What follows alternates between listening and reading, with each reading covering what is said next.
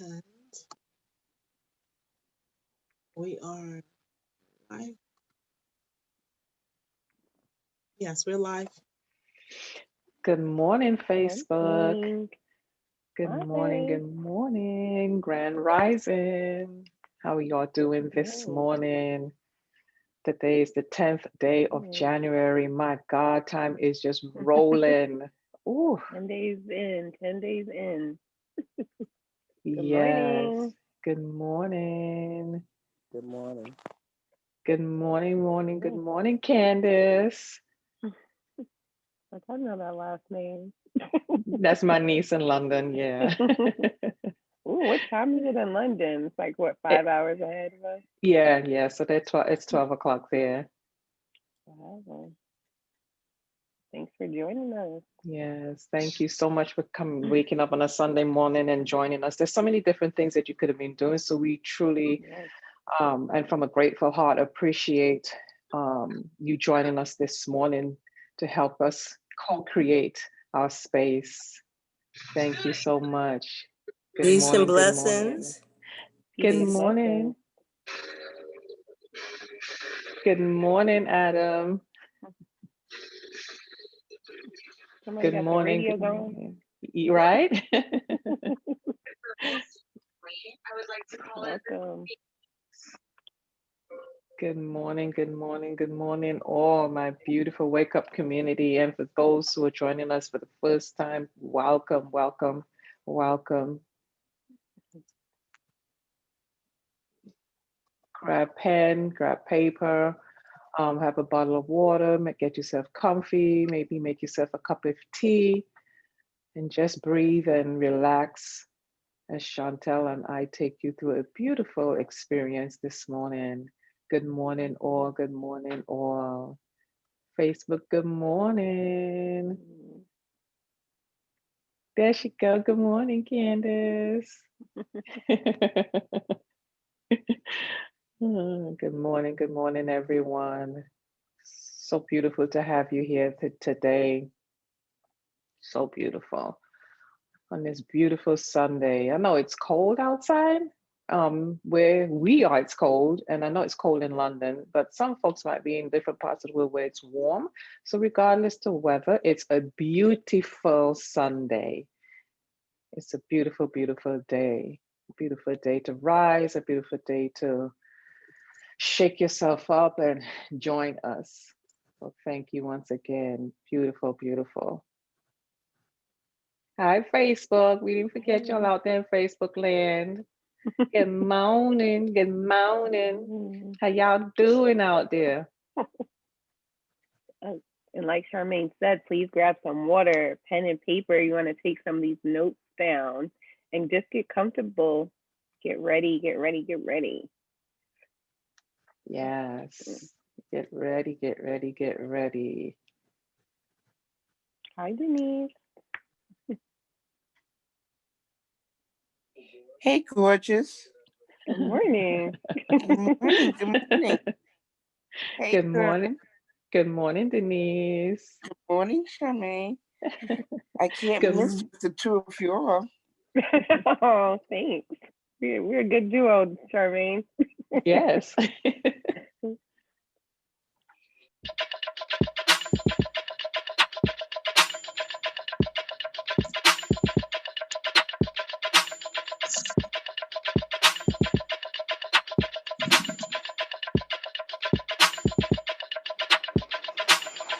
Wake up, everybody.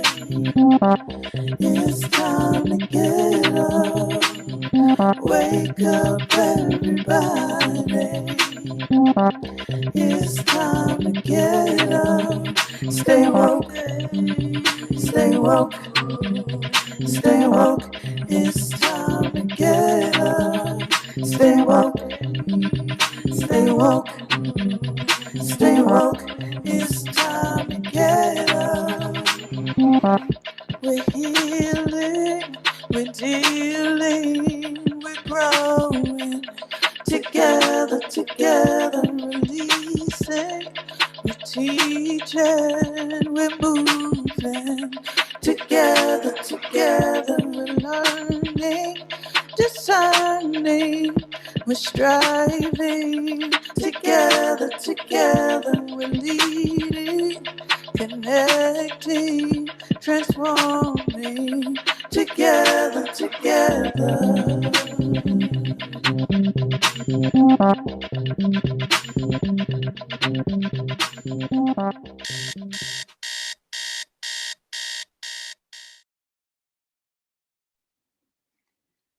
Good morning, good morning, good morning, good morning. I am Coach Charmaine. I am your presenter for today, and I am here with the most beautiful, beautiful co-creator, Chantel Gamble.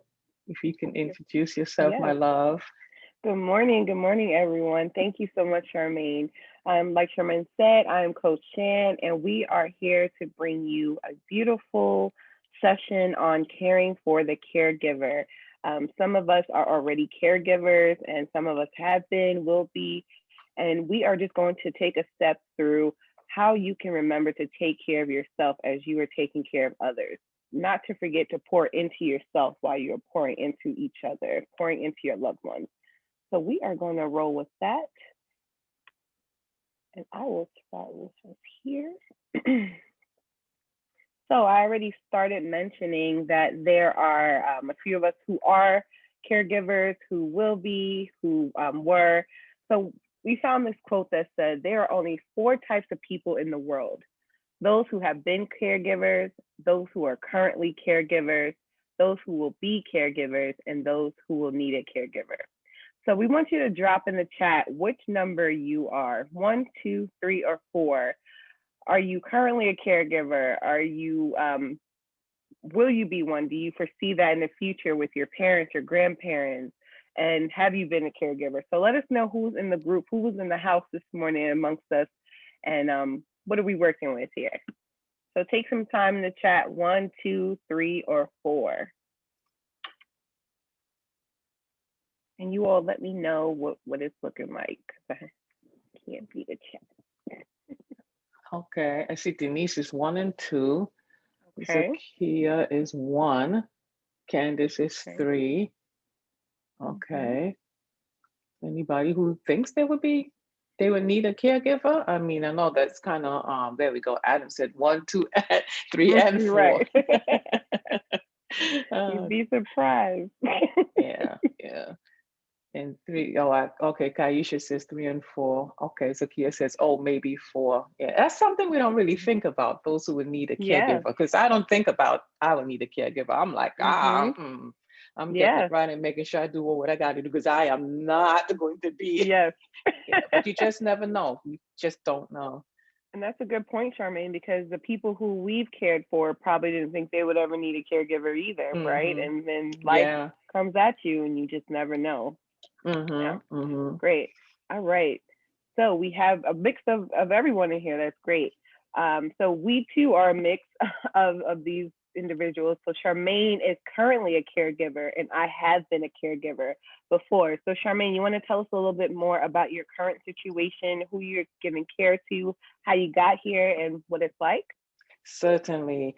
How did I get here? Wow, interesting. I came to see my cousin 4 months prior to going back to Trinidad. I decided that I was going to leave America and I was going to go back permanently. And 2 weeks later, after arriving in Trinidad, I got a call that my cousin was in the hospital from a diabetic coma. But when I saw her, I didn't notice that she wasn't coherent and she was a little slow. So I saw some signs, but I was still taken aback that she was in the hospital. And 4 months forward, which is August 9th, 8th, around the 9th of August in 2018, my family called and asked me if I can come up and take care of her, because she was not doing well in the facility. She was going down. She's a person accustomed being in her own space. She lived by herself for years. And so I told the family, yes, that I would come up. I was supposed to only come up for 3 months, but when I saw how I got attached to her and she got attached to me, I realized that my walking away from her would not do her any good. It'll actually do her, put in a low vibrational space where she would not survive. She wouldn't make it at all because she can go into that zone and it's difficult for them to bring her out. So that's how I got here, to be a caregiver. How Mhm. about you, Chantel? Yeah. So I was a caregiver for my mom who transitioned in 2016. She was diagnosed with congestive heart failure when I was 12 years old. So from 12 to 26 years old, I was a caregiver.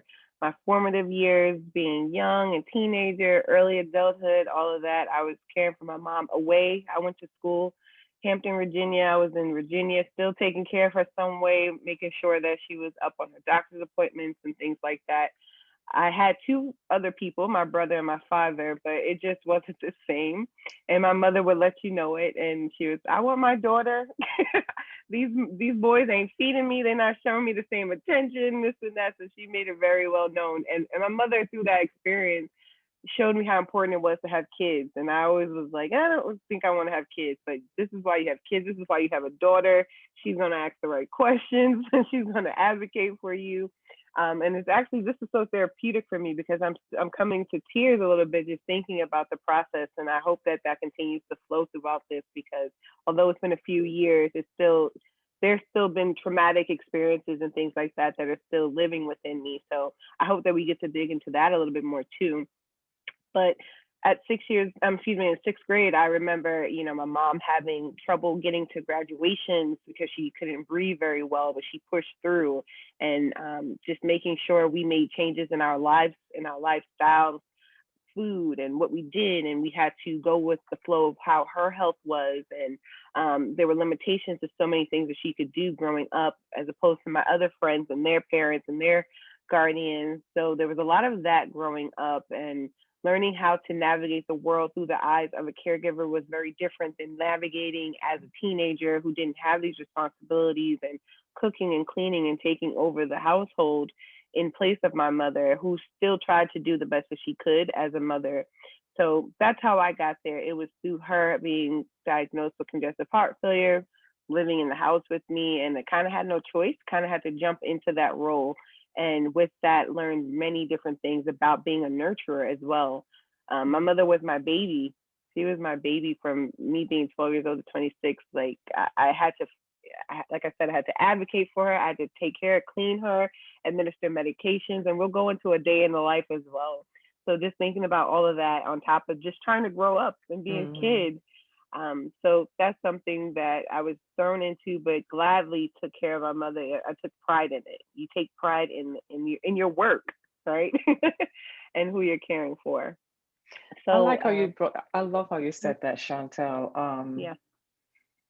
Which really brings me to, I have gratitude today. At first, I was a little resented because, Hmm. of course, I just came up here for 3 months and then making that connection that she Yeah. needed me, but in reality, I needed her. Yeah. Um, I had to find that place of gratitude so I can do what I do from a place of joy, Hmm. and make her environment, her Yeah. container, her cocoon, one that's happy. Because she has dementia, and a Hmm. slew of other complications. And I could just imagine the turmoil that she's probably going through in her Right. head, because there are days she's on it and popping. And then there are other days again, I'm like, she tells me stories like, and she calls me Terry, and she says a Yeah. reminder of everybody else knows me as Terry because I remind her of her sister. She says I'm crazy like Terry, and we all cousins, and she's a big cousin to me. I Hmm. am like a third generation cousin to her. I met at 24 and never thought that Wow. years later that I would be in her home taking care of her, because when I met her, she was not a nice person. Her Hmm. personality is special, and I vowed I would never go in her house again. And look at where I am today. So the lesson is, don't say never, Yes, because you just don't know where you're going to end up. exactly. But she'll make up some crazy stuff, like, where's the man that was here last night? And I'm like, what man you talking about? Right. The white man that was sitting next to me. I'm like, Oh, honey, child, no man here, honey. There ain't no man here. It's if you want me go get one, I'll go get one for you. But I get one for us, right? There One ain't no man Terry. coming here. Yeah. So it's I'll have a lot of gratitude. So I take myself lightly, but I do take Yeah. my responsibility for her very seriously. That I cuss cousins that Mhm. she grew up with, I cuss them all out for her. And I Yeah. tell them I'll cuss them out for her too. That's why I said my mom became my baby. Yeah, Like, don't do yeah, that. Don't touch my. yeah. Yes, I you told her become sister, territorial. right. I told her sister last night, we were having this conversation and she was telling me, just thank you for, looking after her sister. I said, let me tell you something. I will cuss you for your sister. Mhm. That's my Mhm. baby. I will cuss Right. your, I don't know if I could say it because we lie, but I will cuss your A and the dollar signs by Yes. times two. I will put you in your place for her. Yeah. Mhm. Anyone else feel like that out there who is, currently a caregiver or has been a caregiver? What has that changed in you? What has that shifted in you as a human, as a person, as a nurturer, taking care of someone? And if anyone wants to come off mute, see.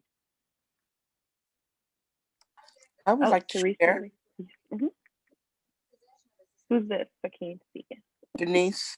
Hi, Denise. Yes, please. Hi. Yeah, I caregive my mom at a Mhm. younger age as well. She had MS. Mhm. Um, but then I relocated to New York, and I moved back from I'm from New York, so when she moved down south, that's what I did. And then I went off to school. My sister took that on, but I've always said that I would caretake her mother. And so when my grandmother had a stroke her first time, I relocated from Brooklyn, and that's why I'm in Westchester now. I moved from there, so I can't take my grandmother for like over 20 years, um, until she transitioned. And now currently, one of my best friends growing up, my other mother, her daughter lives in California, and so she spends maybe 3 months throughout the course of the year here in New York while Mhm. she's in California. I'm the caregiver. Um, so that's what we do. But what happens is it also improves the quality of life. I Mhm. come from a family. I had my great aunt caregive. She did that for her mother, her brother. She got a cousin that she brought from Boston to there. So I was used to seeing. Um, we have history of generally not wanting to put our family in a nursing home or a Mhm. convalescent home, and she used to bring them to her own home. We're not always able to do that, but the quality of life is improved because Mhm. you know that you're pouring out all of your love. And it's improved for them, but it's also improved for you. And it does bring out your best qualities. And it is important to take time to care for yourself as well, because because you care for someone doesn't necessarily mean that they appreciate it Mhm. based on where they are, doesn't necessarily mean that they accept where they are as well. You know, when you're working with independent individuals, they really don't necessarily want help all the time. You know, Absolutely. when you have caretakers, not always lovey dovey. Sometimes you have to also be the bad guy. No, we can't do this. No, we Mhm. can't do that. They don't always want to hear that. So finding some balance. But I think the joy comes in helping to add quality to someone's Yes, life. absolutely. And that's the rewarding part. Yeah. Thank you, Denise. Especially when, like you say, you're caring for your mother. I care for my mother. You're telling your parents what to do. They don't want to hear that all the time. You need to take your meds. You need to do this and that, and they can be combative, although you know it's what's best for them. Yes. Teresa, did you want to share as well? Yes, hi.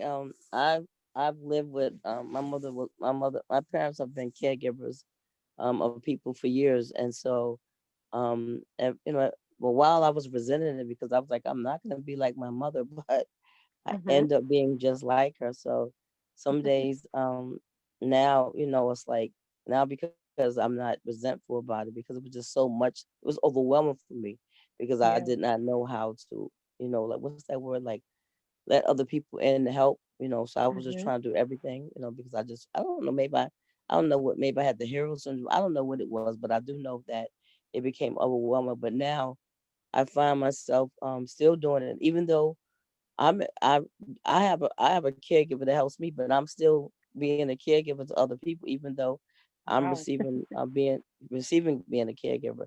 And Mhm. so there's a lady, well, older, I call her grandma, Mhm. and she's like 98 years old, and I can't get to her house like I used to, but I'm constantly, calling and, making sure Mhm. that she have certain things. And so, she Yeah. just tells me, she said, I really love you and I really thank you for helping me. She said, it seems like you're the only person that understands. So it makes me Yeah. feel good, to know that even though I can't get there like I used to, but the Mhm. fact that I could still call and make sure she has certain things. And just like recently she's going blind, but she's blind and she's deaf. And so I've been trying to get her different services, to try to Wow. help her, get, like, make her, whatever days she have left, that she can, have something with a hearing aid and different things. So I told her, what I did. So she said, well, just give me a chance to get some other stuff straightened out. And then, we can get on the phone together and call and make these appointments. But, I've been doing it since, taking care of people's kids since I was like Mhm. 12 years old. So here I am, 62, still doing it. So I'm Yeah. just, being grateful to be in a position to be able to help someone. And thank God I have a good caregiver that's very loving to me. So I'm just Mhm. blessed that I was able to do it. And now, I'm receiving the same, blessing and having Right. someone that really cares. And, like yesterday, I had like a little breakdown because my sister went in the hospital, and Mhm. it bothered me so much that I got in the bed. So when I got when she came back, she was like, "What is the matter with you?" So I told her, I said, "My sister went in the hospital." So she was like, so she just stopped what she's doing and came and started praying for me. So I'm like, here's my caregiver Beautiful. actually praying for Mhm. me. So once she finished Mhm. praying for me, I felt better, and I got myself up and I started, I changed, my low vibration to high vibration because I was in such shock that she just started praying for me. Just instantly, it was Mhm. like no conversation. Hey, come over here, let me pray for you. No, it was like you're not even having a conversation, but like come. Yes. So that just touched my heart that she saw me sitting up, and then when I came back in the house, I was in the bed. She was like, "No, we're not having that. Get out the Not bed, the get day. this stuff together." So that was real good. Beautiful. Thank Thank you for you. sharing. And And I think you bring in the perspective of someone who currently has a caregiver, who needs a caregiver, but you're also still caregiving for someone else. So it's reciprocated. It's this cycle, ongoing cycle, and you're compassionate, caring, patient. All of these things that we have here for a caregiver, and someone also is pouring that into you as well at the same time. So it's to say that even if you are receiving care from someone else, it doesn't mean that you are disabled or handicapped in the sense of you can't pass that on to someone else and care for someone else who's older than you who might have more issues than you as well. So I love how you are receiving and you're also giving and you're receiving and giving in this ongoing cycle for you because you still needed that prayer as well. And that older woman needed you to help her as well in her life. So I hope that you continue with that cycle. That's beautiful. Thank yes, you. it is. Charmaine, you want to walk us through some of those Nice. other characteristics? Yes. So some of the other characteristics is you already mentioned the first two is sacrificing and being unselfish. And sacrificing does not just mean but that is one of the characteristics. We do sacrifice. We sacrifice we sacrifice sometimes to our own detriment from an unselfish place. It might seem to others that we're being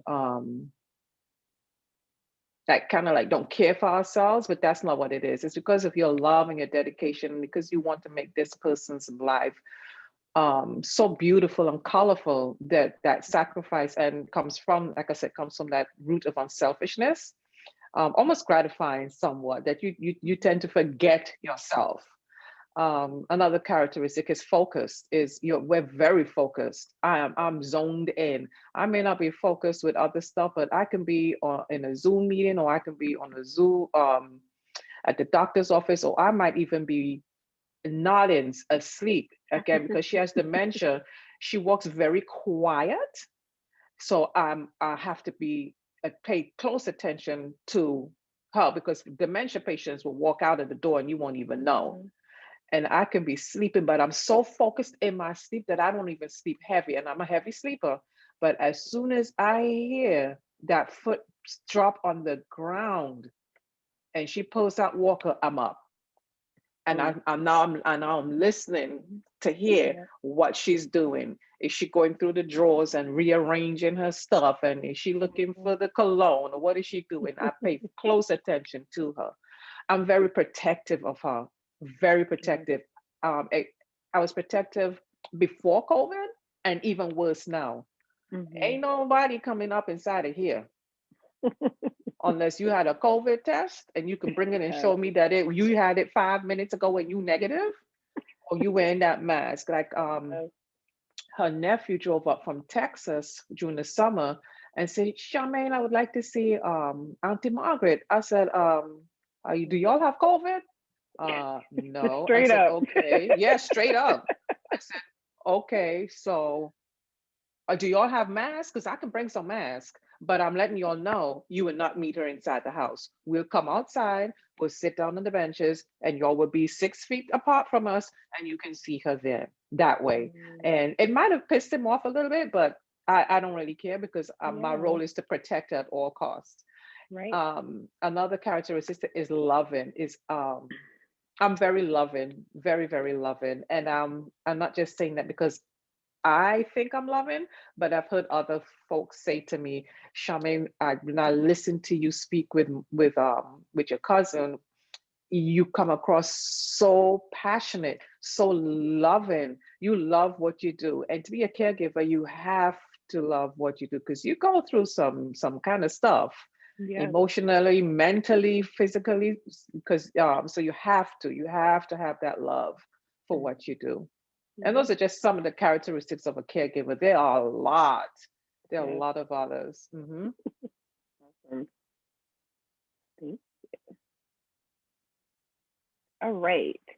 So a day in the life. I want some people to drop in the chat just a regular day, what a regular day looks like for you. You wake up before 7, wake up everybody in the morning. Since we are all home, most of us are home. We're not maybe packing up the kids and everything, getting in the car, but you do have to wake up, make sure everybody is logged in, breakfast, workout. So drop some things in the chat that you go through on a daily basis. What is your routine like? We want to see what that looks like for you all. And if we can get support from admin to read it for us as they see what's coming up. A day in the life. Yeah. A day in the life. Just your life. It doesn't have to be as a caregiver or anything, just in general. Just in general, yeah. I could tell you a day in the life right now. I could be in my bed sleeping. Yeah. So day in what I wish was my life. Right. Sleeping. All right. Anything in the chat? Yes, there's plenty in the chat. Let's see. This caught my attention here. Purple Norris. You said, I was a caregiver for the last 4 days of my friend's life. It changed me forever. I felt appreciative and learned how to be present, gentle, and how to be guided in a sacred way. If Purple would like to share more about that, that'd be beautiful. Hey, Purple. Hey, good morning. Good morning. I woke up a little late today, so I look crazy to be on camera. We accept you as you are, girl. Yeah. Yes, and Jackie was asking, was that my friend Ebony? Yes, it was an amazing person that I got to be friends with in life. So unexpectedly, I was asked by her caregiver. I had got back in town and was actually about to go right back out of town. And she said, oh, can you just do me a favor and come over and, take care of her for a few minutes? And I said, take care of her? Because I didn't know her condition had really, really changed. I was away, and when I spoke to her, she didn't want to tell me what was going on. She was my age. It was actually number one fear in my life was to lose a friend my age. And she had cancer and had chosen to take a non-traditional approach to her journey, which was an amazing last 2.5 years, but I had no idea she was really at the end. And that day when I came over, I still didn't know. And then when I seen her, I said, whoa. And I had never, to my knowledge, taken care of someone before. So I was like, what is about to happen? And I was like, wait, you can't leave me with her. I might kill her. Like, I was so nervous. Yeah. And I was like, but what do I do? How if she has to use the bathroom? They was like, you got to relax. It's going to be okay. And they said she can't talk, you know, and they said, okay, I got to go. And that was it. It was like very little instructions. And so that's when I say being present. It was funny when I sat down next to her, she actually talked for 2.5 hours straight. And by being present, she wound up telling me so much about her journey before, after cancer. She was a star athlete. She told me about that. But most importantly, she told me about her choices, her transition, and what transition would be like without telling me that's what it was. She just was talking to me. And because I listened deeply, it actually had prepared me for our next 3 days.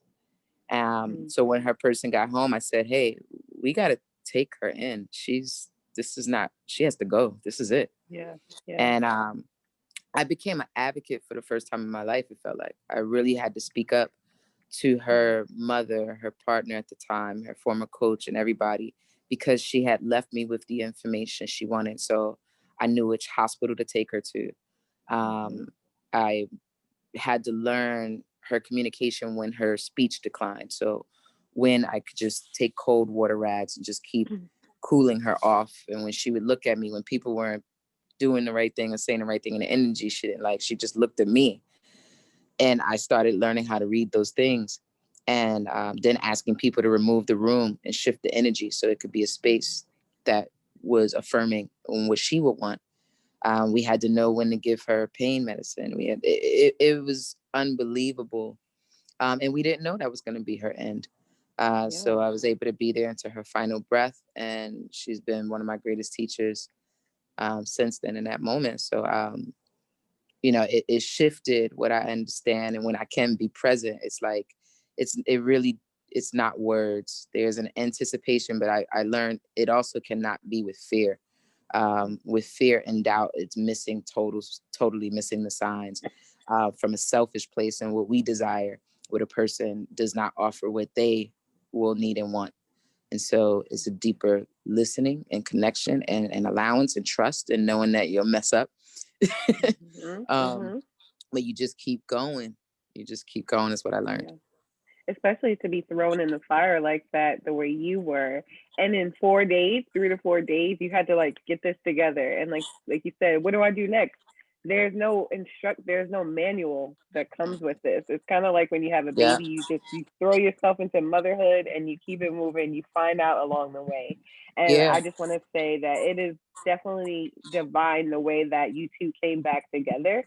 And there's no mistake in the way that you came back into her life and protected her and helped her transition in those last 3 to 4 days. Thank God for it.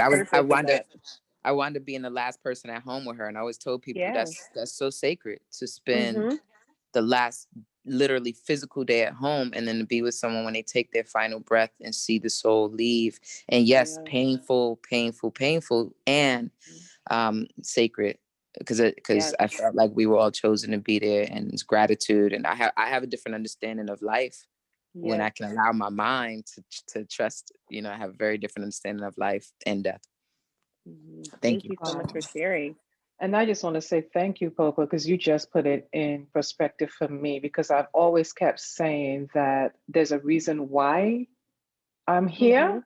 Because 4 months to the day that I left the US to be back on American soil, to the day to take care of my cousin, I always keep saying, God has me here for a reason. God has me here for a reason. And it just dropped as you were speaking.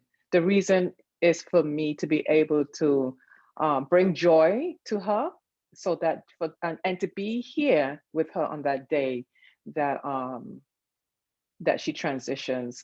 And I get it. I get it now. I understand now why she cries when I'm going away for a weekend, why she cries when I go to Trinidad for 2, 3 weeks, or go to Atlanta and see my kids for a couple of days. She cries. She literally cries. She's down, and she's not nice to the person that I have here caring for her.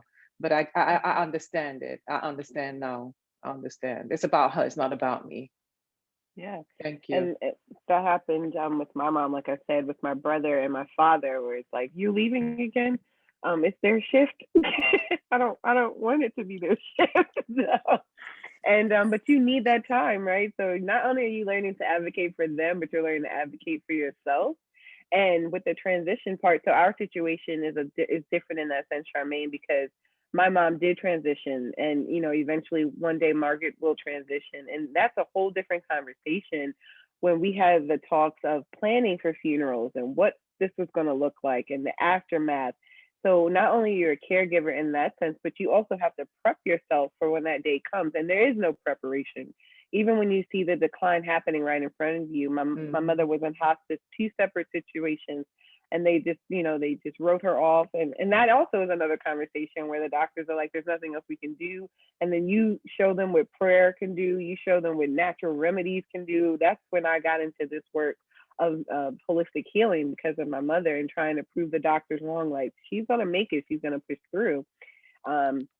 There's something about watching that decline and still fighting for them, because you are so protective, because you have been there the whole time, and just advocating for them, like, they need this, or this will make her comfortable. I know what she wants, what her wishes are, and having those tough conversations while they're still here, if they can have those conversations with you. Like you said, Purple, you were able to say she wants to go to this hospital. These were her wishes. And so if you can advocate for them, even in their weakest moments, that's what you're there for, especially too. You become their companion, and their speaking piece for them. Ashe. I know I'm her speaking piece. Yes. We go to when I take her to the doctor's office, because when you speak with her one-on-one, she says the things that's normal. Like, you say, good morning. She's like, good morning, and you think that she has it all together. And then they turn to her and say, so what was your sugar reading this morning? I think it was like about 60. And I'm looking at the doctor like, you all know she has dementia. Why are you asking her? Right. You don't know what she's saying. So now I have to be that mouthpiece to tell them, this is what her sugar reading was. This is what her high blood pressure reading was.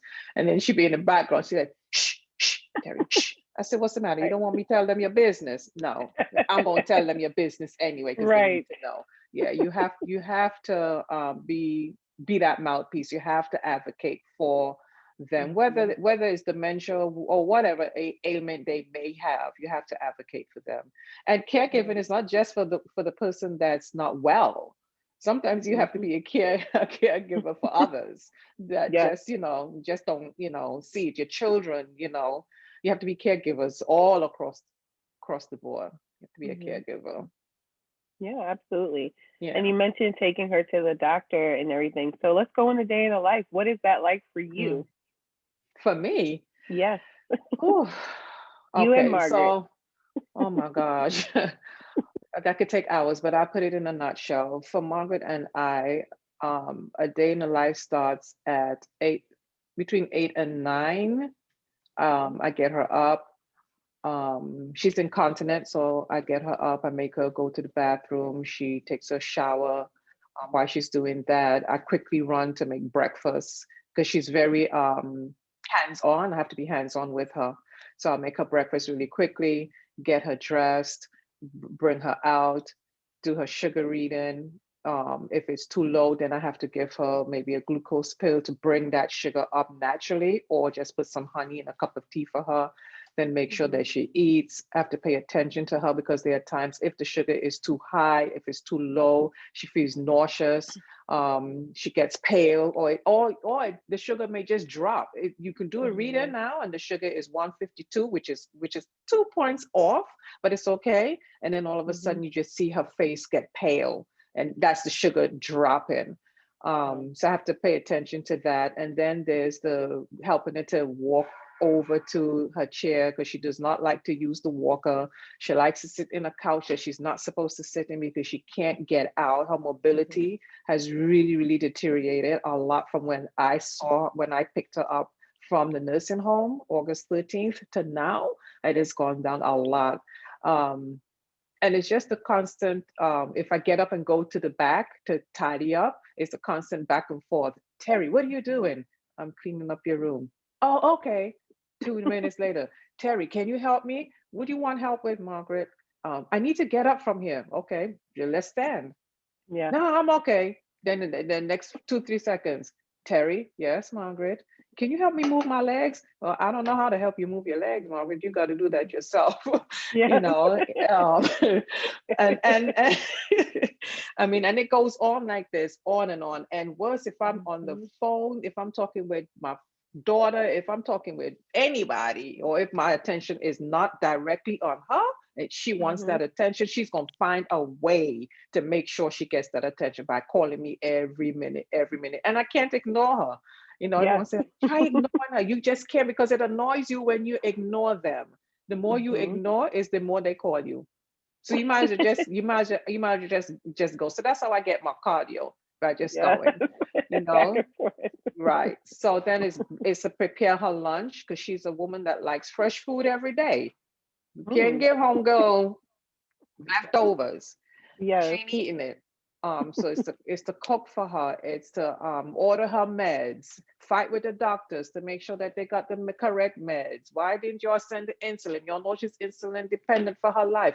Why you ain't got no refill? Why I gotta be fighting? Why she gotta spend the whole weekend without her damn meds? You know, and then it's the cleaning, then it's the constant having to run to the laundry to wash every day. There's a lot. Then you have to put up with, with calling family that don't want to respond to you. You know, it's a lot. It's a lot that you have, that my day encompasses a lot, a lot. And what about Charmaine? And where's Charmaine in all of that? Ooh, child. Because that was all Margaret. Yeah, that's all Margaret. My day is all Margaret. Right. Honestly, so that's my why this day is important. all Margaret. That's why this conversation is so important, because all of that was caregiver mode. So what does it look like for you to shift out of that, or can you shift out of that? It's difficult for me to be able to shift in the terms of being, I don't have the flexibility to take that time. Because of who she is and her personality, folks don't want to stay. And I believe she does that intentionally, because she wants me to be here with her all the time. So if I'm nasty to them, if I do the nasty stuff to them, if I behave in a childlike way to them, like do things a 2-year-old would do, poop and smear it all over the sheets and stuff. If I do that, then Charmaine, Terry, aka Terry, is going to stay here with me. So I believe that's what she does. So what do I do for Charmaine? Is I have to do like exercise via Zoom. I have to I get on the phone, I'll call my sister in London, I'll call my kids, I'll call you, Chantel, I'll call the folks that I would call, and I would speak to. Kathy Thompson is one that I've called and spoken to, and she's kind of like counseled me, and counseled me somewhat, just to kind of like bring me back down to the ground, because I can when I reach here, I explode. And so I recognize it, and so I use the tools to reach out to community and say, hey, listen, I'm about to say F it. Right. And that's humans, right. Yeah. And like some people are saying in the chat, to tap into that support, and we're definitely going to go into that a bit more, but I can definitely agree with what you said about the day in the life. For me, I was in school, whether it was middle school, high school, I had to wake up and make my mother breakfast. I had to make me breakfast. I had to wash myself up, make sure she was good. And backup was coming, but I knew that backup was going to go to sleep. So backup was my father, who worked nights. And I had to go to school. I had to be out the door by like 7:30. So I had to wake up early. She was in her hospital bed in the living room. it was just more room for her there. And so I slept on the couch, excuse me, in case she needed anything. So I wasn't comfortable. I wasn't in a bed all night. I was right up underneath her. And then in the middle of the night, if she ever needed her bedpan changed, she also had the LVAD machine. So it's a machine that they put inside of you to help the blood and to circulate throughout your body. So she always had to be charged up. We called her the bionic woman. So if we ever got in the car, we went out to function, she needed her 4 battery packs, a car charger, just things, all of these needed to be charged. And so had to make sure that that was always charged up, that the plug wasn't hanging or she wasn't hurting herself. And like you said earlier, I could hear her like, "Hey, you in the kitchen? You're not supposed to be making nothing in there. Like, what are you doing? Get back in the bed." So part of her still wanting to be independent and tell me how to do things. But all of that before 7:30, and then shifting gears, like, okay, I have a test today, I have readings today, I might do some extracurricular activities or not because I have to go home. But I had to get my mom set up for the day because my dad would come in and he'd look at her for a little while and then fall asleep on the couch as well. So she'd be like, "I need you to set me up for the day." So there was a lot of responsibility on the beginning part of my day. And when I came home from school, trying to do homework and also check on her, make dinner, make sure things are clean, that she's good, all of her meds are done for the day, that I'm changing IVs. And it was so funny. I was in pre-med in high school and I was coming home changing IVs and administering medication and stuff like that. So it was very familiar to me. And I thought that's what I wanted to do because of that experience. But my mother felt so bad and she would let me know, "I want you to go out and be a teenager. There's no parties going on tonight." And I'm like, "No, I want to be here with you." Because I had disconnected myself so much from the things that other people my age were doing. I had grown accustomed to it from 12 years old. This is what I know. I'm comfortable here. I don't want to go outside and talk to other people my age right now. This is what I know and I want to do it. I love you and I'd rather watch after you than anyone else. So the day in the life, like you said, it consumes you. And the only reason I did get away is because I had to go to school. Other than that, I would probably be right where you are. You're just there with them 24/7 and need to disconnect where possible. So you said something that's key for me and a lot of my friends, like, "You need to take some time. You need to take some time." And I'll be like, "Yeah, I know, but then I start thinking of the changes that Margaret goes through. So, um, and then it's the sleep pattern. I don't know if your sleep pattern was good, but mine's is horrible. Because Miss Thing is a night owl. So she's sundowning. She'll sit in the recliner and she's like this all day while I'm up cleaning and doing the grocery shopping and advocating for her meds and whatnot. And then at night, homegirl eyes are lit up. Yeah. It is time to go in your bed. Okay, hold on a second. I don't know who's ringing the bell this hour. No problem. Probably Amazon. That's all. Thank you. Yeah. And so she'll I'll say, "Margaret, it's time for you to go in your bed." And I'm not ready to go and sleep, Terry. Okay. And she's the type the family will tell you, Margaret is one, when she tell you she ain't doing nothing, she ain't doing it. You can no matter tilt what that, state of mind, no matter what state of mind she's in, you could raise that elderly chair and tilt it for that will make her stand up. She ain't standing up. She'd rather slide down on the floor. She's stubborn. And she would stay up. I ain't never seen somebody 75 years of age that could hang until all 5, 6 o'clock in the morning.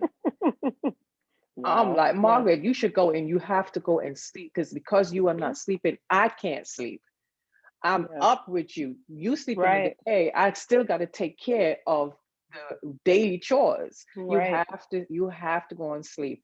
And if I get 3-4 hours sleep a night, I get a lot. And this has been going on. This has been going on for 2 years. So I'm sleep deprived. Yeah. Totally sleep deprived. And we talk about that. We joke about that on different platforms and groups that we're in. Charmaine and fell asleep, we're going to see her knocked out again. But that's so real. Exactly. And I hear you. You know, you are taking care of not only yourself, but someone else. And their sleep pattern has become, her sleep pattern has become your sleep pattern. Her routine is now your routine. And we heard that earlier where it kind of just consumes your whole day. And that's the reality of it. Yeah, it is. It is the reality of it. You become you come into their world. They don't come into Yes, your world. yes, yes, Yeah, you come into their world and you learn to adjust. yes. And like we said, these are some of the things that you do on a daily basis. And all of this is pretty much Margaret. And because, Mm-hmm. interestingly enough, this could be your day, right? You go, wake up, go to the bathroom, get dressed, take your meds, exercise, you do your own laundry, make your own doctor's appointments. But so interesting, like we replace those things with someone else's life. And still have to take care of our own. So it's double. Exactly. Yes, exactly. Because that's what I said. This could very well be your day in your own life without Mm-hmm. Margaret. But now you have to Mm-hmm. double up and try to find that balance. So, how do we go about finding that balance? How are we taking care of ourselves as caregivers? Or how have we? And what can we share in the group as well in the community to help others do the same? So, how are you pouring into yourself? How can you pour into yourself while pouring into someone else and helping them throughout their journey? And for me, it was always making sure my mother had this will to live, because the doctors were constantly telling her that she wasn't going to be able to live. And I had to be that voice in her ear and let her know, you are beautiful, you are loved, you matter, you belong here. And no matter what they say, God has the final say. He is the ultimate physician. He is the doctor in charge here. And so the words that they would say to her really impacted the way she felt about her journey. And she could have went a long time ago had she listened to them. But that's where the coaching for me started, and pouring into her. But I also had to remember to pour into myself in order to give that to her. I couldn't pour from an empty cup. And we've all heard that before, but it's so true. So Charmaine found the 10 caregivers, the 10 commandments for caregivers. So I could start us off and jump in, Charmaine, wherever you can, and I'm sure you can relate to all of them. So All the of them. first part is be true to yourself. And I didn't know how to do that as a teenager, and I didn't know how to do that as a college student. Just in general, even without my mother having her own health issues, I didn't know how to be true to myself. Now I can say I know how to do those things. But having conversations with my mom and still trying to have a motherhood as well. So I wanted my mother, outside of being her caregiver, I wanted to have conversations about adulthood, about boys, about relationships, about all of these things, and find out who I was through my mother, although I was still her caregiver. So for me, it was more so, how do I find out who I am through you while you're still here with me? And that was my relationship with her and trying to find out who I was. How about you, Charmaine? Be true to yourself. I was not true to myself when I first came up. I came and I got so consumed in Margaret's world that I didn't take care of myself physically, medically, spiritually, emotionally. I was so swamped in her. And what made me um, stop and be true to myself is I kept getting these constant, I'm a migraine sufferer. So when I don't sleep, I get these headaches, and I kept getting this pulling on the side of my neck. And I know that's an indicator of hypertension. And I said, you know what, Charmaine, you cannot take care of Margaret and let yourself go. You have got to take care of yourself. So I found a doctor, and sure enough, when I went, borderline hypertension, Wow. Yep. borderline pre-diabetic, because my A1C, now you do a sugar reading, my reading is fine, but my A1C levels went up, which put me in a pre-diabetic category that I'm fighting to bring down now. So I'm putting it into this space that it will be down when I go and have my physical done in April or May. Yes. Yes, absolutely. I had to be true. I had to make some hard decisions and be true and say, you know what, you have to take care of yourself medically. Go and get yourself done. And people will be telling me this. My sister's one, you know, and she's on she's here with us. I just want to say, hey girl. Yeah, but she is my big reinforcement. My sister, my kids, and my niece, they're all big on telling me, you have to take care of yourself. You have to be true to yourself. Stop, go take care of yourself. Margaret will be okay. You're doing what you can for her, but you have to take care of yourself. If you don't, who's gonna be there to take care of her? Exactly. Yeah. Yeah. And that's a great way to think about it. Who's going to be here to take care of her because she's so important to you, or they're so important to us? You're like, okay, how do I set myself up, even if it's not for me, to make Mm-hmm. sure that I'm here for Mm-hmm. them? Yes. Mm-hmm. And I Knowing, also, knowing, I'm sorry, no, knowing that, what, knowing, and not just physically, knowing what I need, you mm-hmm, know, which is why when Coach Shawnee asked me if I can come on to be the tree, mm-hmm, as and as as leadership support, I said yes because I know I had to be true to myself. I know there was something that I yes, needed, and yes, that was what I needed. That support to help me shift up, unpack, and make the changes to identify what it is I really need to be true. And I was searching, and yes, thank God I said yes, even though I didn't know mm-hmm, what I was saying yes to, but I said yes. Because Shawnee's the type of person when she calls you, just can't say no. yes. You know, she presses the calls, and it's not that she forces you. She does not, Right. but Mm-hmm, she just has that energy that will really mm-hmm. You want captivate to. you, and you want Mm-hmm, to. Yeah, so I'm glad I said yes because that helped me to learn to be true to myself, to identify when I feel like being in excuse my French, mm-hmm, but when I just want to say fuck it, mm-hmm, mm-hmm. to be Yeah, true to that's real. myself. Yeah, yeah. And we're glad you said yes too, because look at what's blossomed out of that yes. This Absolutely, person in front of us absolutely. today, this coach in front of us, I so I'm know. glad that you said yes. And just for the sake of time, I want to thank everyone who's been with us so far. It is 7:55. Thank you for joining us so far. And if you have to hop off, we totally understand. We thank you for being a part of this conversation with us, and we welcome you to stay on if you can. And I also, Charmaine, if you don't mind, let's just jump around a little bit on the list, and then we can make some room for the conversation with the community and how they Absolutely, relate. All right. So one thing I absolutely. really want to touch on is asking for help. That is the biggest one for me, was asking for help. And like I said, I had my father and my brother there, but it was inconsistent at times. You have to tap in. We tried to make a schedule out of things and who works when and who can stay here with her now. And that is the biggest thing that came out of that for me, knowing that I couldn't do it all, even though I wanted to. I wanted to show my mother. It was me showing her I loved her. I can be here with you. I can do all of these things. I can manage all of these things, but I couldn't. I couldn't always do that. And as a teenager, I wanted to go out some days and I had to find support, even if it wasn't my dad or my brother, or sometimes the three of us wanted to go out at the same time. And so, how do you do this? How do you keep this quality of life for yourself, but also take care of someone else? So there were times when we had to outsource and say, hey, I'll pay you a few dollars to just watch us my birthday, please. We all want to go out. Um, Tapping into whoever, making sure that they also know what they need to keep that person comfortable while you're out, because they will let you know it. Like, I didn't like that person, never again. You're not going nowhere ever again. Like Charmaine, you said, she's like, I know what I'm doing. I want Charmaine. Mm-hmm, And that was mm-hmm, my mother. I want my daughter. I want my daughter to be there with me. And that was something big for me. mm-hmm. Charmaine, anything?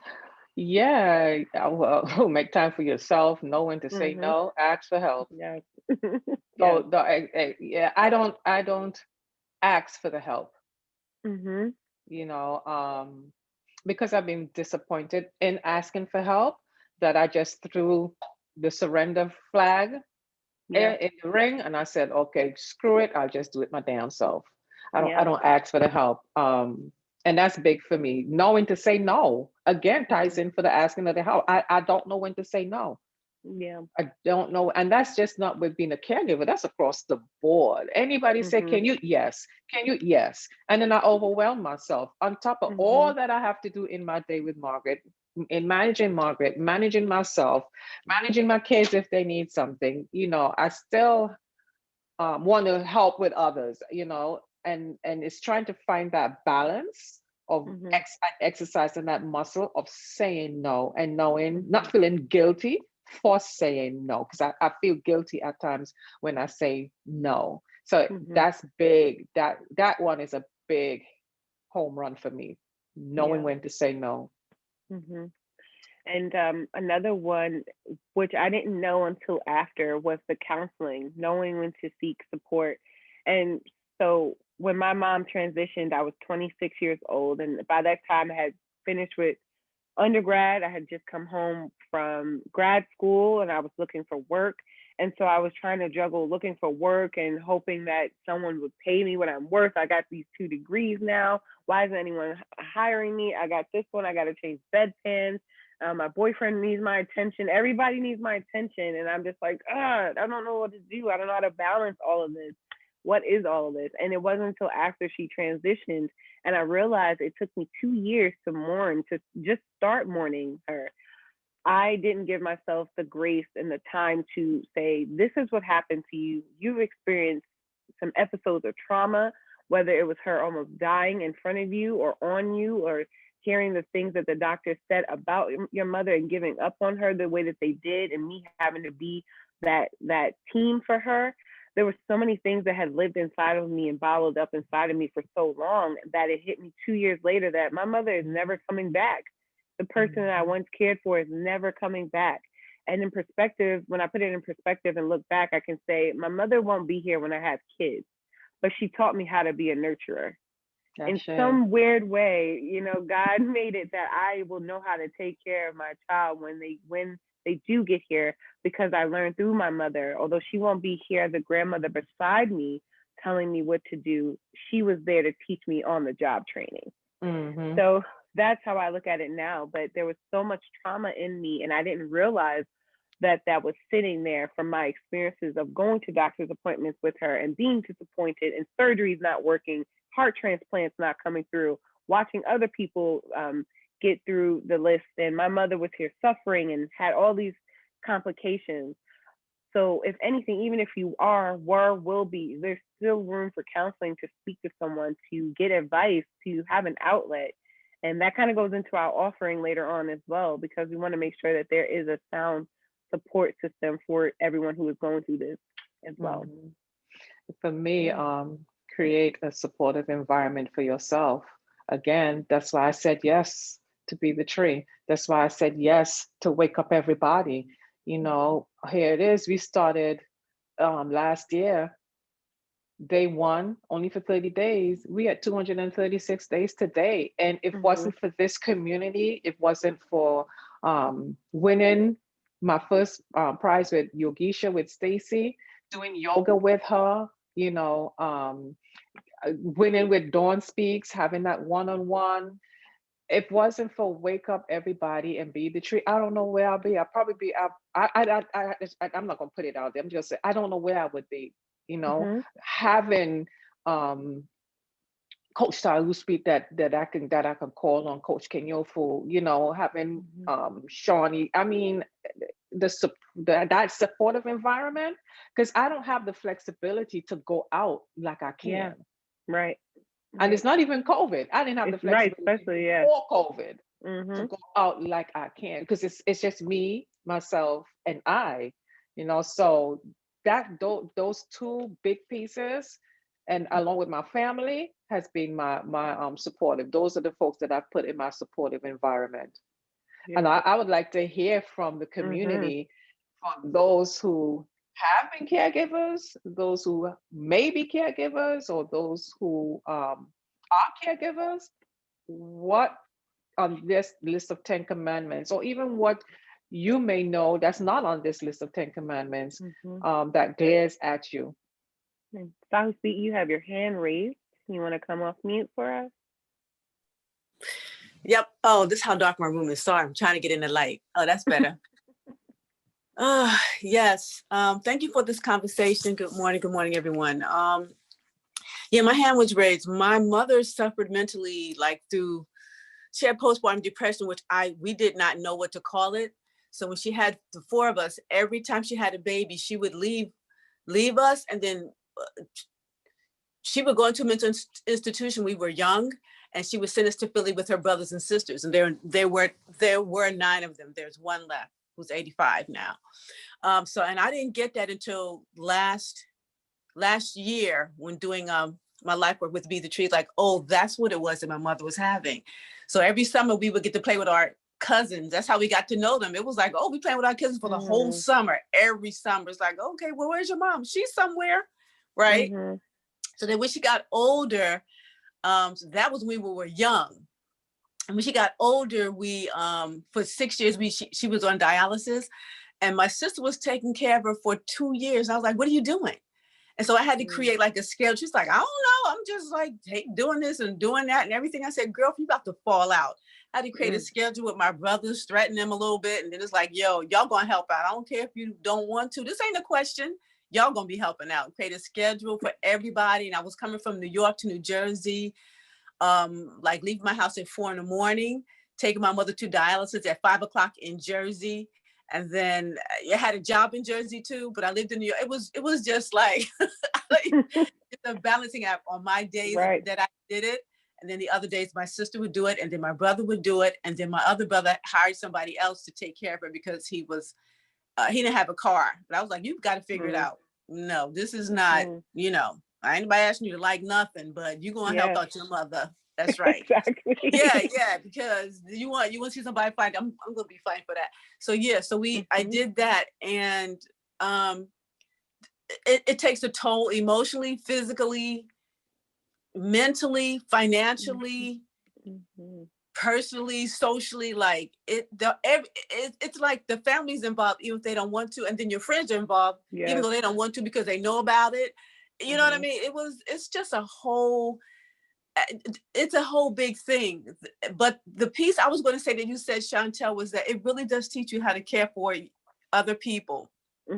Yes, definitely. Learning how to take care of someone in your family. We're supposed to know how to take care of them. It's not that it's not really unusual. It's just that in this world today, people live so many different places and they're not a close-knit community. We don't have like going to get water and this and that. Everybody's, you get you in your car and you go to work. That water, your plumbing better work in your house. So it's, but it's not that it shouldn't be as unusual as it is, but it is. Yeah. And I really thank you ladies for this today, and I love the format.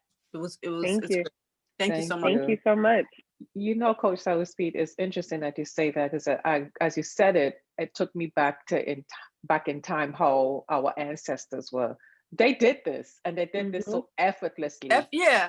Effortlessly.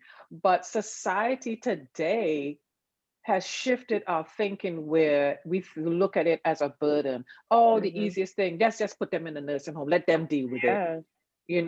Not realizing that what's really, sometimes they may have to go into a nursing home, depending on what their circumstances are, medically, that you just can't do it at the home. But there are cases where home is the better place for them. And I'm glad that one of our cousins advocated for Margaret to come home, because she has done so well at home, even though physically her body's breaking down and mentally she forgets. But when people see her, say, "Margaret, you're looking kind of good." She said, "Yes, thank you. I do this all quality myself." of life. Yes. Right. She takes all the credit. And it's okay. If that's what makes her happy, I let her go with it. I do all this myself. So they say, "You cooking stuff for yourself, Margaret?" Yeah. So what does Terry do? Me and Honor. And then she comes out with a little Trini. Me and Honor. But again, it brings me to that point where I really find joy and gratitude in what I'm doing for her, because I know there's going to be blessings, but I see the blessings with my children. I see the blessings across my family and people who connected in my circle. I see the blessings because we're connected, that energetic, that energy, blessing energy flows, and I see it. So I will continue to do this because of the blessings that is poured onto others through what I do. Absolutely. Thank you so much, Sahu Speed. We also had comments in the chat from Terry and from Denise. So I'd like to ask them if it's okay with you, Coach Charmaine and Coach Shantel, for them to come off of mute and share. Yeah. So And then I saw Stacy's hand up as well. Okay. So Terry, if you could go first, are you willing to come off of mute? And then after her, Denise can go. Let's see if she needs support coming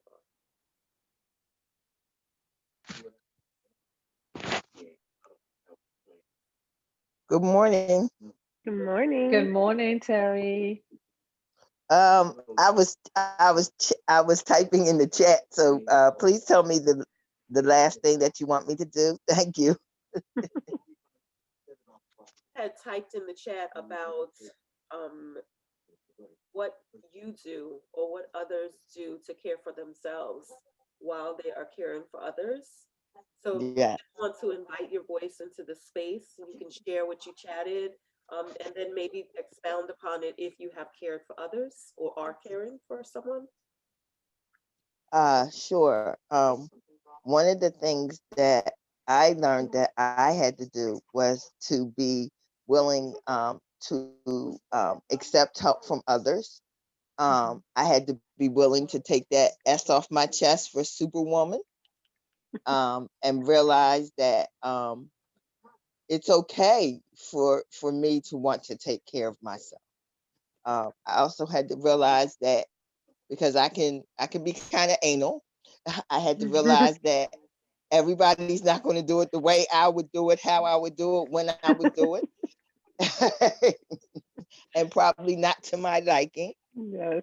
But that's okay, because it's only for a short period of time.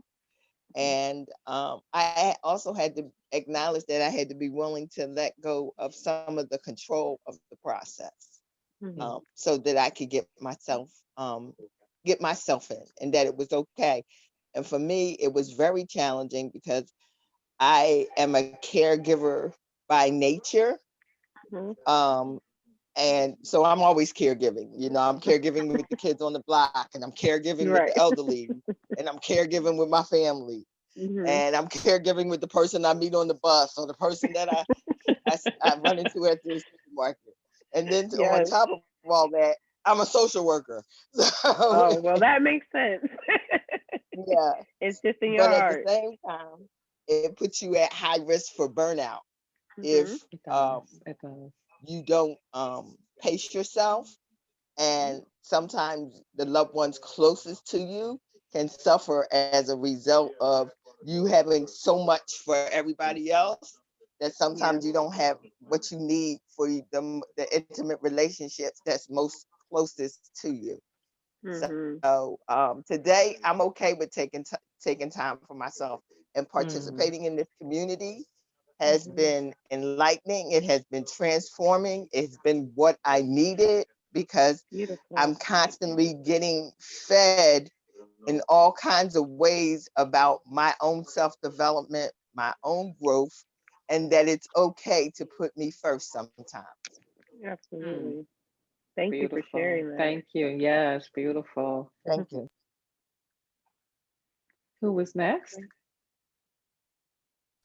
Denise, are you willing to come off of mic, Denise? And You want me to talk about? Oh, you two had shared in the chat about caring for others. I think you had shared something in the chat about caring for your grandmother and that you did not demand help from others. So if you could talk about how you enlisted support, and how did you do that without demanding help? so people knew that I had two family members. My mother that lived in North Carolina that had a debilitating illness, MS, and I was caring for her mother who's here in New York. So I really needed to sometimes go between the two states. And so I had a cousin that was what we was to say was my grandmother's favorite, who I had left him to just cover for him. And I would call back and check, and he didn't do it. Mm. So you look for help. This work of caregiving is really community work. It really is village work. Yeah. And you don't look for who's supposed to do it. You look for who is willing to do it, Mm-hmm. who has the acumen to do it, who has the behavior to do it. So my Right. grandmother called Nana. So everybody knew about Nana. Everybody knew that I probably wasn't doing a whole bunch of things with them because I had a schedule. I was going with my Right. grandmother. Here, I was doing this, that, and the other. So I had three friends that would come with me sometimes to my house, and they met Nana. So everybody called her Nana. It was them that I had tag team her, because my sister called me one time and said, I know you're taking care of Nana, but you haven't been down to see Ma. And that was because I didn't think I had any coverage, right? And one time I've even had my grandmother's cousin, who was 90 something years old. They both was 90 something. My grandmother couldn't smell. This one here couldn't hear well. I said, well, between the two of y'all, we have one full person. Stay with each other. And I had another cousin to monitor and to check in on them. So I would suggest not to limit yourself. Look beyond who you think your circle is. Look for people that have the characteristics, and everybody doesn't have to do the same thing. I have a girlfriend that's lively, that is going to just bring smiles upon your face. That's quality time for that person. I have another going to do all of the chores or do errands. That's quality time for the person. Look for what you need and package it. Yes. That's so true, Denise, because like you said, people are around, but they might not be able to do the job. And my brother, it was one of those people. He was a boy, rambunctious. I don't want to be in the house all the time, and he lets you know it. And that's why my mother would be like, "I want you." He'll make her something and it's like, "Here's your food," and go back downstairs to his room. But I want, she wants somebody to spend time with her, someone that she could talk to. So just because these people are physically able to help you doesn't mean that the quality of their help is what the patient needs, what the person needs right now. So it's also about that community, that village of people that bringing their qualities into your home to help your family member or your friend, whoever you're caring for. Everyone can bring something to the table. So for him, maybe it was that he can only cook a really good breakfast, a mean breakfast, and then he was out. But my mother still needed that companionship. So that was me, and just bringing everyone's skills and qualities to the table to fulfill that quality of life for that person, especially when it's your parent or a grandparent, someone close to you like that. Thanks for that, Denise. It's interesting, Chantel, as you were saying that, just what I just connected is earlier on when the bell rang, it was Amazon, and even while I'm doing this, I'm still caring for Margaret. Right. It's a package of stuff, that supplies that I ordered for her, and sometimes I just dig in my own pocket, say, oh shit, she needs this. I ain't gonna bother with them because it's gonna take them forever to get to my question. I need this now, and I just go ahead and I order this stuff, and then I just let them know later, well, this is what I've done. So even in doing the wake up presentation, it never stops. Doorbell rings at this hour of the morning. It's Amazon dropping a package off that I ordered, and I forgot I ordered stuff for her. But it's stuff that and she needs. She can't get up and get the door, and help you. You are that person in the house. She'll try. She'll try. Right. Oh yeah, she'll try. There are times I've gone. Now the way the building is set up, there's a laundromat in the building, so I set booby traps, so I know if she got to the door. And because it's amazing what they would tell you they can't do in your presence. When you outside the door, they can do it. They fool you, so you have to be extremely careful with them. So I go to put the laundry to wash, and it's to put it to wash and come back. And by the time I came back, I locked the bottom lock. She locked the top. Margaret knows. Yeah, she got up out the chair and I'm like, Margaret, why you went to the door? I heard the doorbell ringing, Terry. There's a package here, Terry. And she opens the package, goes in the kitchen, gets the knife to cut. And I'm like, so when I'm going out now, I have to be mindful. All utensils are hidden. The toaster is hidden. The kettle is hidden because she loves tea. I have to hide things. I'll unplug the mic. I have to hide the plug of the microwave. I have to pull out the plug for the stove, because in just that little bit of a second, would you just going to take care of a duty right there? And I'm in the same building. Anything, they can do anything. Very much so. Like, why you waited? I just told your ass to stay in the damn chair. I went down to get the mail and come back, and you sitting down in the couch, and you can't get out the couch. Why? And I just told you don't go in the chair. But they're like children. They're like children. Did you mute yourself, Chantel? No. Oh, okay. Do you hear me? Yes, Can I you hear can me hear now? you. Okay. No, Stacy said we love Margaret. Like we don't even know her, and we love her. Right? Oh no, Stacy knows Margaret. Stacy can share. But there was someone else I think that Nisha had asked, and then we'll hear from Stacy. Oh yes. Anyone else? No, that was it. That was it. Okay, Stacy. It was me. I was next. Grand Rising. Grand Rising, my love. Grand Rising.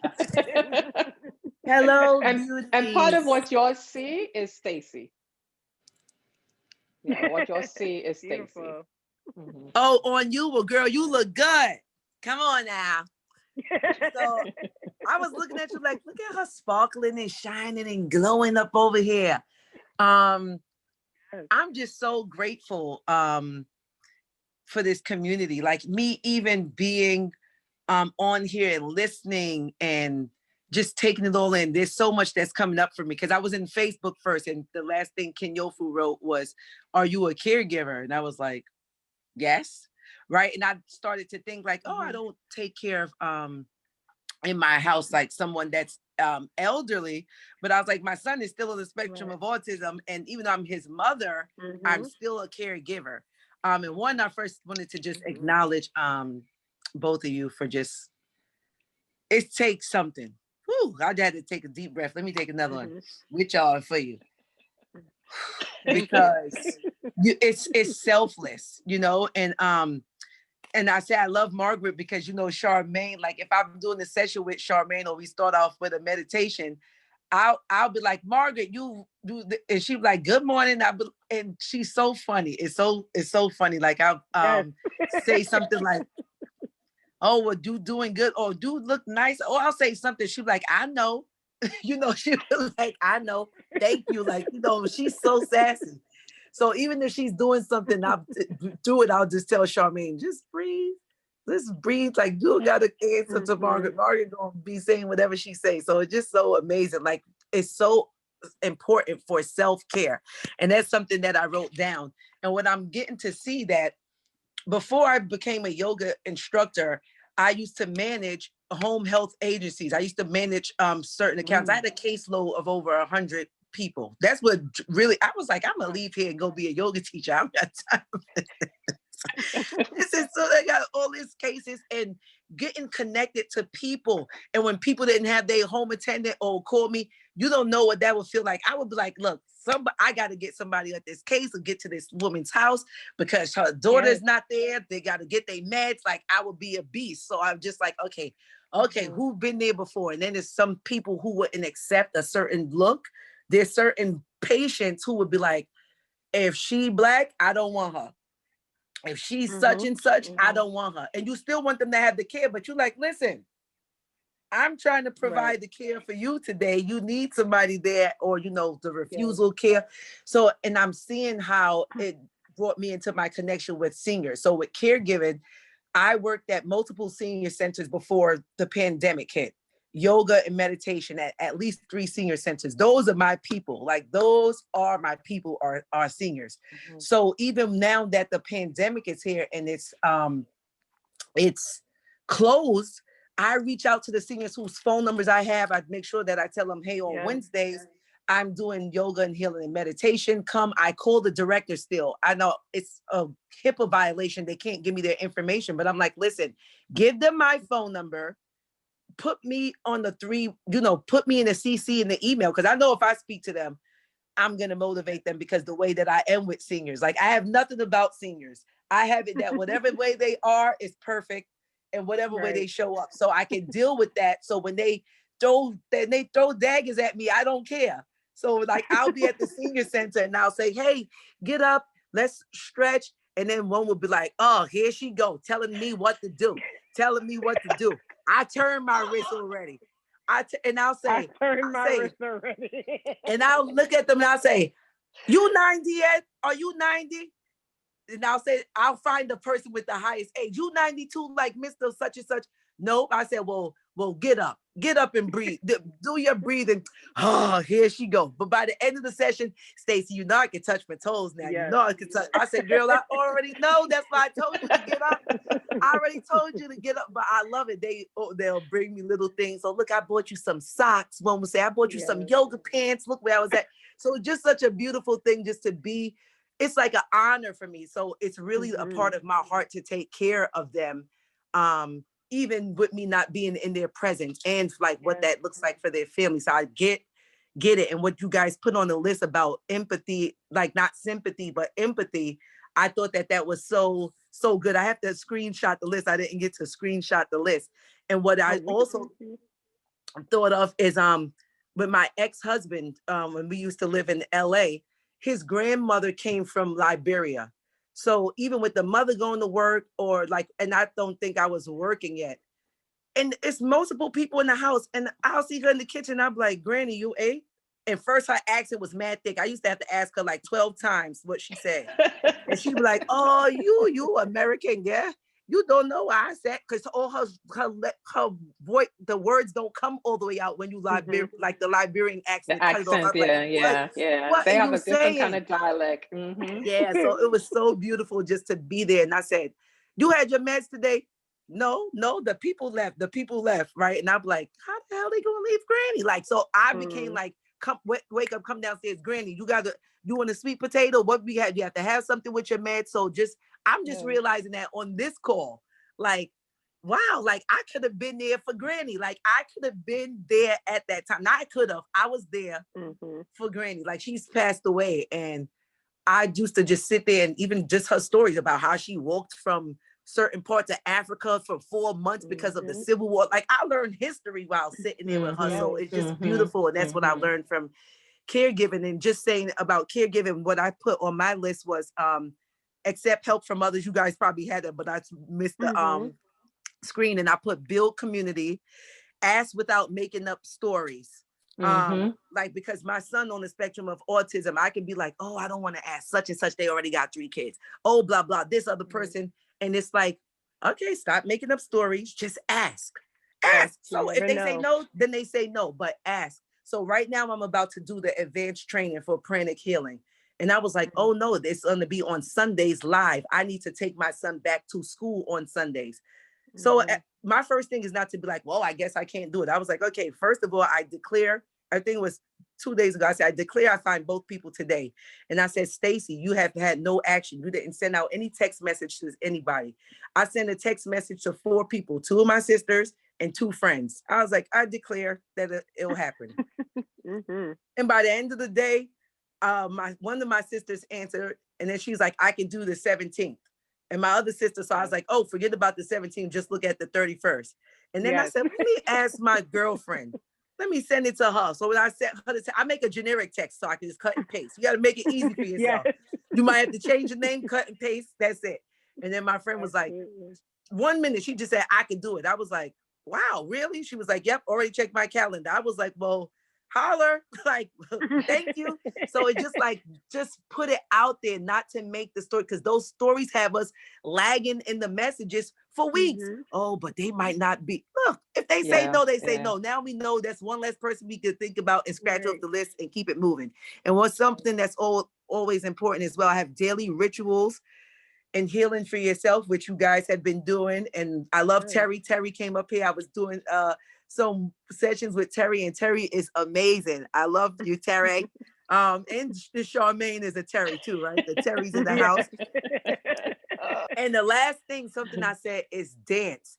That was part of my self-care. Now, I know it's COVID now, but even before COVID, let me tell you, I would have a dance night. Even if my son was here or he was away at school, I was like, oh no, I got to dance. Like I'm going somewhere. I would go by myself. I don't wait for anybody. Good. I'm like, what color I'm feeling tonight? Put it on, jump in my car or Uber, whatever. I'm out. I'm going to dance the night away. I'm going to dance, get it out, leave it on. Like, whoo, I needed that. So it's like whatever release you need, get it out. That's your self-care. That's your time. And I know that you guys don't have that. Like even with Margaret, she up all night. So I don't know, even when she up, you don't have to just be like, you know what, she up anyway. Let me go dance. Maybe she'll tap her feet over there. I got to shake some of this out. I just got to do, but I know you be tired. So it's just like so much. So sending y'all so much love. And Thank Chantel you. just I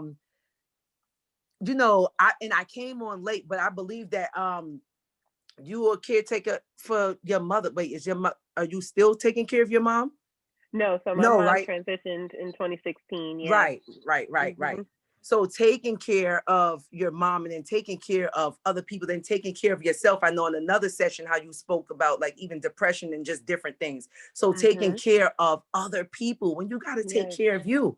It's no easy Yep. task, but it's just like having those rituals in place and prayer and creating community is so big. And I just love y'all. And thank you so much for being here and coming on, because it just made me realize like what I can do that's like even more. Like now I'm just like, I'm sending that director another email, like, where my Yes. seniors at now? Where they at? Exactly. So thank you. You, Stacey. Thank You you. wrapped up the You rest wrapped of it the up for us. presentation. Yes. We had all the self-care. You check. Yeah. Thank you so much for sharing and being so transparent with us, Stacey, and showing that even as a mom, parents, those are the first line of caregivers, right? And so it's very similar work that you do, and just as caregivers in general, we are all extending ourselves to people in a way that is just generous and selfless, and it's not an easy task, right? So I just want to wrap up what we have here. So Stacey, in addition to all the amazing things you gave us to do, we found this graphic of some other things that you could do. For me, I personally, after my mom passed away, I allowed myself to go to Thailand for the first time, and I used my inheritance. That's a whole nother conversation too, just preparing for death and how you're going to take care of your family after you die. I was fortunate enough to have something left over for me, and I traveled. And Charmaine, she hits up the hotels every now and then. I thought that was an I amazing sure idea. do. I wish I had thought of that. You need to just get away, just right around the corner, whatever, the Ritz, wherever, just treat yourself for the weekend, right? So these are just certain things you can do, but of course there are plenty more, and we listed them all today, so I hope everyone was taking notes. And at the end of the day, who cares for the caregiver, right? So like I said before, remembering that taking care of yourself will result in you being a much better caregiver. This is an ultimate act of love for both you and your loved one. So it's reciprocated. You watch yourself in them, and they watch themselves in you, and the love just keeps flowing. The selflessness is flowing, and continue to bring those aspects into different areas of your life. And like I said, for me, my coaching grew out of taking care of my mother and knowing what that was, and rooting her on and pouring into her. So I hope that you can use these qualities in other areas of your own lives. All right. And Charmaine, you have anything else? And we can get the other slides up. Ditto. You said it. Just taking care of yourself and recognizing when it's time to do that. Like Chantel says, I don't have the flexibility to be able to go over to a friend's house, or I can't fly right now. So and I don't have an apartment here. I live with Margaret. Right. So what I do is I find someone that can come in and spend the weekend, and they usually come in just for the weekend. They're not individuals that are here with me permanently. And I'll spend the money and go to the Sheraton. Yeah. I'll spend the money and go to the Four Seasons. I'll spend the money and go to the Mark. And these are, the Sheraton is a little mid-scale, but the other two high-end hotels, I'll spend the money and go. So this way I can pamper myself, get my massages, just lay down in the bed all day, all night, have have somebody cook for me, just bring the food to the door. All I got to do is just give you a tip. And just eat. If I feel to take a shower, I take one. If I don't feel, I won't. If I feel to walk around butt ass naked, I can. Finding ways, being innovative and finding ways to take that time for yourself, even if you think your circumstances does not allow it. There is a way. There's a way. Thank and you I am so complete. Much. Beautiful. Thank you. All right. So you want to tell the people what our special offer is? Absolutely. All this Yes. talk of And it's, community. yes, I know. And it's just so amazing how this came up. This actually Mhm. came up with Shantan and I talking about what we're going to, how we're going to present, what we're going to say, what we're going to do, how we're going to shift things. And it just, I tell you, spirit is so beautiful. It just dropped in our Mhm. spirit. Um, and so what we have as a special offer is both Coach Shan and myself, we're offering for the community a monthly support group for caregivers on all levels. You know, it is just not, it is not just limited to this to seniors, caregivers across the board. So Mhm. we've designed a caring for the caregiver support group for people who are, were, and will be caregivers and their families. Our schedule is the first Thursday of the month, and that's starting from February, the first Thursday from February from 7 to 8 p.m. via Zoom. And now down we have our bit.ly link. So Mhm. screenshot this. It's register bit.ly /care for the caregiver. And we're Yes. looking forward. It's the keyword, it's free. It's Mhm. free. It's It's free. an extension of this. Extension of yes. So What we're come doing on. So here. come on. Hmm. Yes, and this could be you building that community that you need to tap into for now, for the future. I saw some remarks in here where Hmm. people were saying, I don't know what this is going to look like when the time comes for me to take care of my mom, but you start building your community now. We can all help you when the time does come in different Right. ways. Yes, And and myself, I myself don't know what's going to come out of it. What can come out of it exactly. is I might be able to, someone might say, you know what, I know someone that can come and work with you, so you can have Mhm. more weekends. As my aim is to have every other weekend off. Yes. So we just, like you said, we just don't know what can Mhm. unfold from this, but we know it's needed. Yes. So take advantage, please. Again, the link is in the chat to register. And this is my contact information. It's my phone number 404-271-5617. Yes, I'm still connected to Georgia. Just 404. I know. My email is charmainecalendar@gmail.com. So I tell folks the best thing to do is to call me on the phone. You email me, Mhm. that email is going to get lost. But once you call me, or you call me first, because I will answer my phone. No matter what hour, I do answer my phone. Text messages, you can text me as well. I'm not in being transparent, I'm not on it with texts, but those are the two things that I'll pay attention to. And then once I'm as connected with you and you say, I'm gonna send an email for you, okay, then I'm on the lookout for the email. I'm horrible with emails. But I'm gonna work that muscle though. I'm gonna work that muscle. Build it. And you all can contact me all these different ways. Facebook, Chantel Gamble. My number is there for you all, and you can follow my coaching page at Braveheart Coaching on Instagram. And if you want to shoot me a text, 347-724-3042. And my email and the website is www.bravehearthealth.co. That is co. And on there, you'll also see the registration for the caregiver support group if you want to register straight through the website and look around a little bit, but it'll still be there under work with me. And that is it. All right, it's that time. It's that time. It's that time. Love offerings and donations. So Chantel and myself, we have given from our spirit, we've given from our heart, which is our love offering to the community.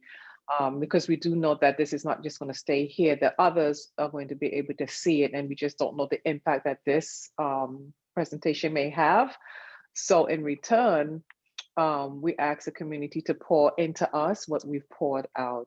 And I love our acronym. It's done through money, which is my own natural energy yield, because money is energy.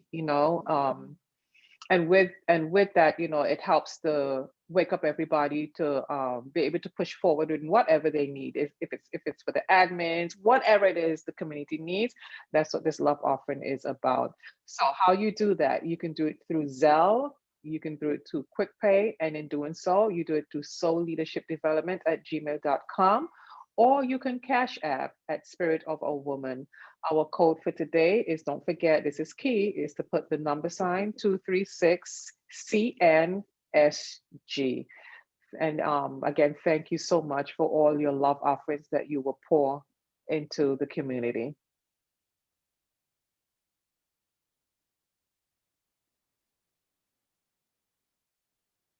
All right. So for Chantel, we can't hear you, love. So she will Oh, be there you go. can you hear me now? Yeah, you went out.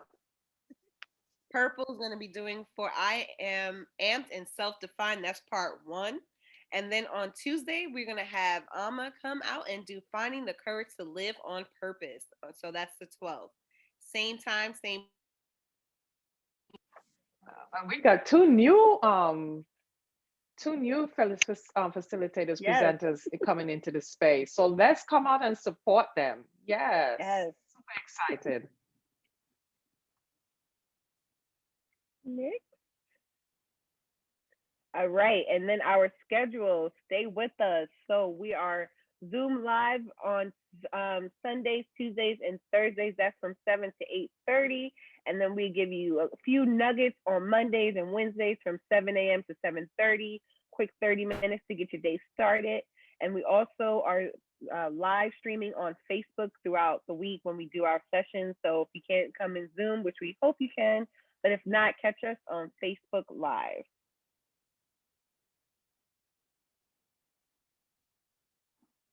And we also want you to stay in touch. So remember to register at bit.ly/wakeupmovement. That's where you'll see the updates for every week. So send people to that page as well.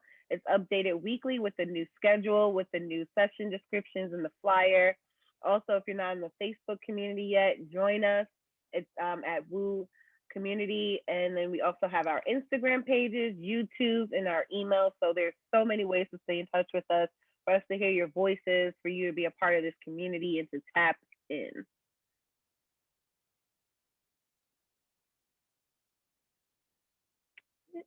All right. Thank you all, you beautiful souls, for joining us this morning. Thank you. You all did a wonderful job. Showing up is half the battle. So thank you so much for waking up with us, staying up with us, and pouring into this conversation the way that you have. And for me, I just want to say the same. Thank you so much. I came on saying that I'm going to be open and receptive for what community has to give to me to take care of me. So I just want to thank you, beautiful community, for coming on and taking care of me in this moment. I didn't just take care of myself, you all took care of me as well. So it's reciprocal. So I just thank you all so much from the bottom of my heart for taking care of me right now. And I am complete. You all did a wonderful job. Thank you so much. You all facilitated the bomb. Thank you. Great. Thank you. Thank you. Is it time for the love sharing? Awesome. Can we share our love This is yet? where, Thank you. And Chantel, this is thanks. where we pour into Chantel and Charmaine. Well, I guess so. We are on gallery, and thank you so much for being with us. And let's pour love into Charmaine and Chantel. We love you. Yes, we love Thanks you so much, both. Charmaine, Chantel. Thank you. You're Bye. fabulous. Conversation. Yes. Thank you for being of Love service. you. Charmaine, thanks, Heart Chantel. is Thank so Let's you. everyone, let's move forward. making Much me love. glad Much you transferred the love love. over into Oh, Chantel. thank you.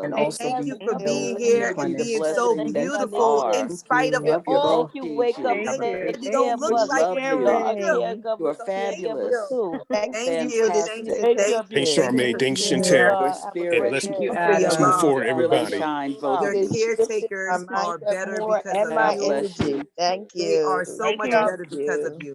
And know Thank that they are better Thank because of you. you. Charmaine.